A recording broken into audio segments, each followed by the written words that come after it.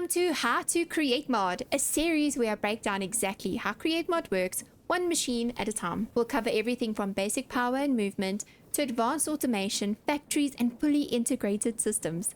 By the end of this series, you won't just be placing blocks, you'll understand how they interact, how they scale, and how to build your own Create Mod setups. And if you'd like to follow along, I've made a Modrent export of this mod pack that I'm currently using, and you can download it on my Discord. The link is in the description below. This How to Create Mod series is designed for beginners, but I'm sure you'll learn a few things even if you're a seasoned player. So let's get started.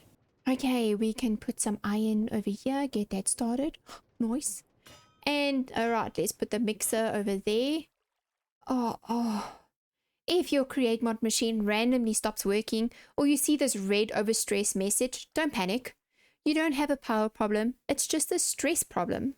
Today I'm breaking down exactly how power works in Create Mod, from hand cranks all the way up to steam engines. So let's get started.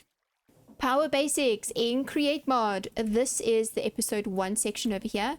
So before we go ahead and talk about all of these elements, we need to talk about specific terminologies like stress units.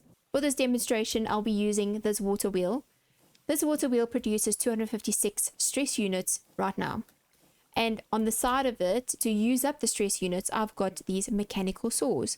Each mechanical saw will use 32 stress units for it to run. So to keep the math simple, I'm just going to be adding 9 of these things, which will definitely exceed the power of 256.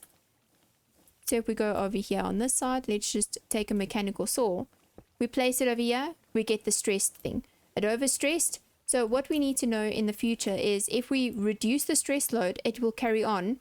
But there's also another trick that we can use, which obviously will be taught much later on. You can use something called a clutch. If we hold W to ponder, you'll get this little diagram. So we've got the clutch set up over here. We've obviously got some kind of power on this side. If we power this clutch on, you see that this stops. This shaft over here stopped. And if we power it off again, the power goes straight through. So I'll just demonstrate this again. So this is busy rotating. Power gets turned on. This stopped. So what we can do is we can use this and we can actually implement a clutch into the different sections. This is being stressed over here. So let's just quickly grab a lever. And by powering this on, we've got the power going here again. So we've technically got 9 of them on this power source, but the clutch ensured that the power did not get transferred to this one, which is essentially the breaking point. Very cool. So if you found that useful, hit the subscribe button because I will be sharing more useful tips like this in the upcoming episodes. So let's go ahead and talk about the beginner, the starter power, the hand crank. So starting off 1, we've got the hand crank. This is the beginner power source. And what this does is, this is super cool. You see this tree here? This would take me forever to mine this tree down. It's a lot of work. So if we go over here and we place the mechanical saw, but we notice we placed it the wrong way. If we shift and click, this gets turned around. So it's very useful to place items facing the other way. I really wish vanilla Minecraft had this. It's so cool, especially for observers and stuff. So we go over here, we've got the hand crank. We put it on over there, and now we go. We're just going to essentially power it.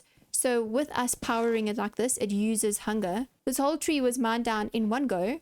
We get all of our blocks. We go ahead and get all of our saplings. We get any extra items like sticks or apples if it's an oak tree.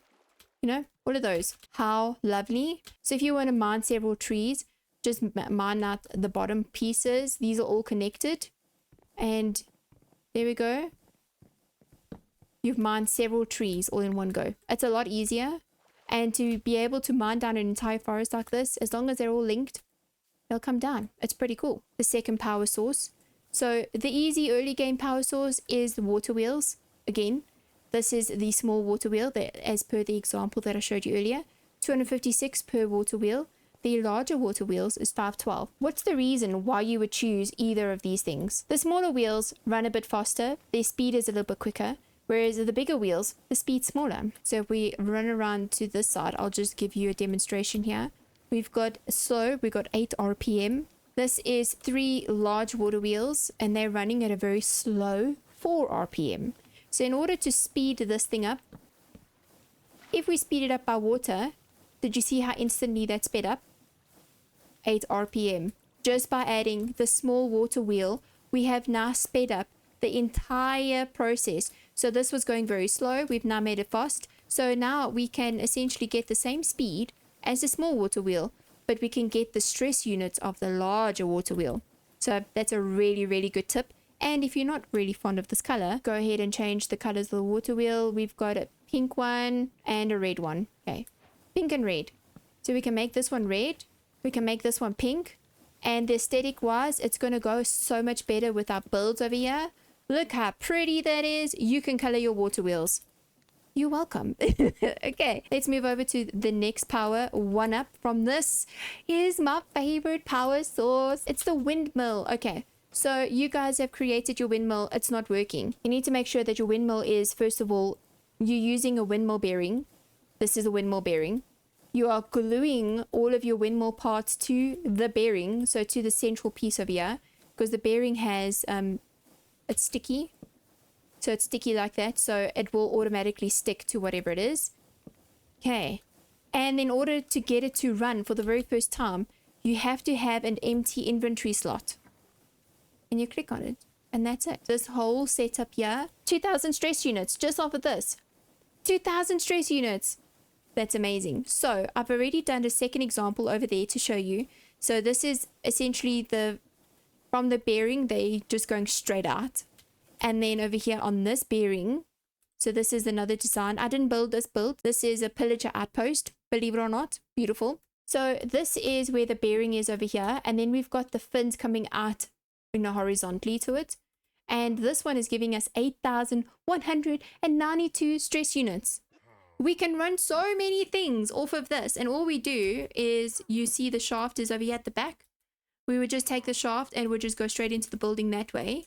And you can run anything you want. You can make it go vertically. It's awesome. So that is that option. So windmills, one of my favorite designs. I love the look of it because it creates movement in your Minecraft base. And I think that's one of the reasons why people enjoy Create Mod is the movement. All of this just makes everything feel like it's alive. Love it. Okay, so this is the windmill option. It's also very slow, but obviously the higher you go, we don't want speed, we want stress units, essentially. So we can obviously make things go faster. This is the next episode. So, this is for the next episode, it's not for now, but I'm going to use it because it helps you understand. So, yes, we want speed, but at the end of the day, we want stress units. So even though that is 8,000 stress units, it's still going very slow. We can use something called gear ratios. So this is an example. We've got a slow 4 RPM over here. 2 wheels, this is the output, slow RPM. Now using gear ratios, meaning you're going to take the big cog over there and connect it to the small cog. So the small cog's going to run double the speed. Then you take this bigger cog and you connect it onto the smaller cog, which means this now matches the speed of the small cog. So you see how slow that one is? That's a big cog. That's a small cog running much faster. You see this big cog is running a lot faster than that one. Then what we do is we add a small cog onto that one, which means we're doubling the speed of this one now again. Add a big cog onto that. You see how much faster this cog is compared to that one. We add another small cog onto that. Again, doubling the speed. By the time you get all the way out to here, look how fast this one is going. We got 64 RPM, moderate speed.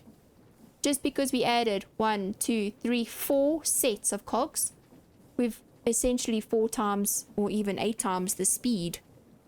So this is what gear ratios do. So at the end of the day, we don't care how much speed we have because we can always make things faster. There's another way we can make things faster. Again, this is the next episode. But speed controller, this is the input over here. Very slow. I made this thing to 138. Look at this thing. 138. It's massive. Then the ultimate power. This is the ultimate power in Create Mod. I have a friend. He made a 1 million SU factory. 1 million SU. He made a couple of these steam tanks. And yeah, steam is a great source of power. So you'll see here I've got 98,304 stress units just on this. That's amazing. This is the speed. So you can see over here the speed, moderate, 64. So in just to put things in that kind of term, we've got 64 speed over here, 64 RPM from 2 water wheels versus 64 RPM from a machine that creates 98,000 stress units. So as you can see, it's not necessarily about the speed, it's about the stress units, because I can run way more on this whole setup than I could on this setup with those 2 water wheels. We want stress units. We don't care about speed at this point. Speed will come in later when we need to mix things and we need to press things. So speed is obviously important, but not at this point. We want SUs. Okay, so the way that this works is you need to make sure that you have enough water pumping, so this is a pump, pumping into a tank like this, so we have water constantly flowing. We have a heating source underneath it. This is a heating source, I'll explain this. And the output is over here. These are like the little engines, and this is essentially what's going to be driving. So we can connect a shaft there and drive it off that way and just basically power a whole lot of things. This is amazing. This is the end game. This is where we want to be. So let me explain the power over here. So we've got this little cutie. I'll call him the spicy boy. Hi, spicy boy. Okay, it's a blaze burner. So what we do is we go into the nether. Yep, go into the nether. You find a blaze spawner or a random blaze just floating around. You click on the blaze with one of these things. Give him a little click, and he appears in the cage. 1 blaze per cage. And if you want multiple, you can just, make a whole lot of these cages. Can go up to a blaze spawner. Click on these things repeatedly, get a whole lot of blazes, and you can come over here and then plop them underneath your boiler, just like that. Beautiful. And then these guys are hungry. You can use anything that any fuel source. You can use coal, wood, any of those things. Wood's a bit easier because you can make an automated wood farm using a similar system to this. Just a circular farm, just goes around with the saws on the side. It will just keep growing trees and it will just keep producing wood. So the wood is obviously the better choice, and using a mechanical arm, you can feed each of these guys with the wood. Very easy to use. But in order to get the blue flame, because, as science tells us, the blue flame is the hotter flame, your boiler will automatically start producing more steam and obviously getting hotter if we produce a hotter flame underneath. And in order to do that, we need something called a blaze cake. So this is a blaze cake. This is the blank. What this looks like is once you squirt lava onto this, it looks like this. The blaze cake is what you feed these guys, and that makes them hotter. And as long as you have a steady supply of blaze cakes, you can keep feeding these guys and they'll keep producing beautiful amounts of heat. And yeah, look over there. We've got 65 just by removing one. We add one, we heat it up. 98. We add one. Oh. And add one of these. So we've got 98. We add a blaze cake. 131. So the bigger these tanks are, the more fire you have underneath, you can create ridiculous stress units. And this has been Power Basics in Create Mod. So for episode 2, we're going to pop over to this plot over here where we're going to be talking about movement. So I had to get power from one side of the map all the way to the other using all of these amazing things, shafts, gearboxes, all of these amazing blocks here behind me. So if you found this interesting, give me a like below. And if you want to watch the rest of this Create Mod series of how to create mod, subscribe so you never miss a video. I'll see you in the next episode. Have a great one. Bye bye everyone.